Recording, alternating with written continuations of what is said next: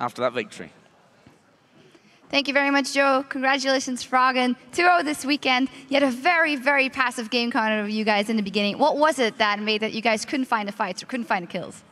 We played the lane swap very wrong, and we lost a lot of control of the game because of that.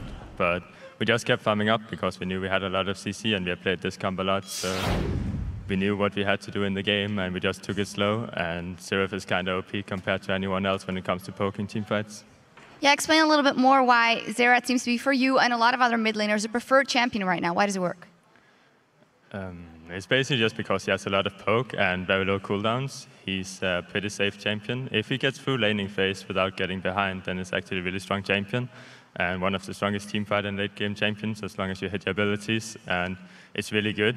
If you get ahead, it's almost impossible to lose the game with Xerath because you can just run them down with his ultimates, and it's impossible to dodge at that point. So that's basically why he's really strong. So that worked for you 2 games in a row. The same for the Riven. Tell me how it was different playing with the Riven this time, because yesterday, obviously, you got ahead so quickly with it. How did you kind of have to adjust your strategy now that the kills didn't roll in? It was actually fine, because Xerath is pretty bad at farming jungle camps alone, and Riven likes to get some farm, so he can just farm everything. Meanwhile, I just focus on getting all the CS in mid.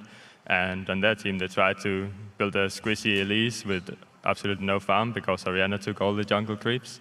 And that doesn't work out for them, because they have absolutely no tank except for Mundo, and we just ignite him and they can all die. All right, that's simple enough. Now, I talked to you for the pre-show, and you and Wicked were together. We're not thinking about Worlds yet, because that's further up, but I got to ask you, how big is the hunger? Because you've been there, 3rd in Season 2, and then not there in Season 3. And, I mean, explain to me how important that would be. Well, it's basically why this team exists, is to go to World Championship and try to win it. So it's the most important thing in the world for us. All right, well, thank you very much, and good luck in that race. Thank you. All right, we're going to take a quick break, but when we come back in our last LCS game, Gambit takes on Fnatic. We'll be back in 3.5.